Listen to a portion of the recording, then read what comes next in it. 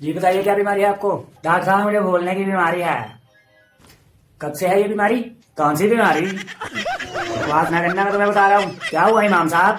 अबे इमाम नहीं, डॉक्टर हैं हम। तो इमाम साहब कहाँ हैं? अबे तुम क्या थोड़े से डॉक्टर साहब इसका इलाज बताइए।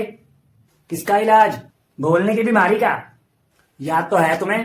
क्या याद है इमाम साहब? अबे किसने छोड़ा मेरे ऊपर? क्या छोड़ा डॉक्टर साहब? अच्छा ये बताओ, शादी होगी तुम्हारी? जी डॉक्टर साहब हो गई। तो बीवी के साथ थोड़ा वक्त बिताओ, अच्छा लगेगा तुम्हें। ठीक है, लेकिन आपकी बीवी गुस्सा ना हो जाए। अबे ओए, अपनी बीवी के साथ वक्त बिता। मेरी शादी कब हुई इमाम साहब? यहीं पटक के पीट देंगे तुझे, सारा पागलपन दूर हो जाएगा।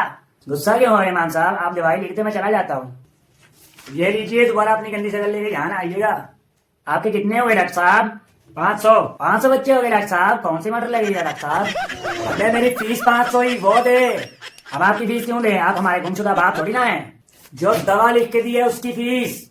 किस चीज की दवाई इमाम साहब? तेरे बवासीर की। मुझे तो बोलने की बीमारी है डॉक्टर साहब। अबे दवा दी तो है। किस चीज की दवा? अबे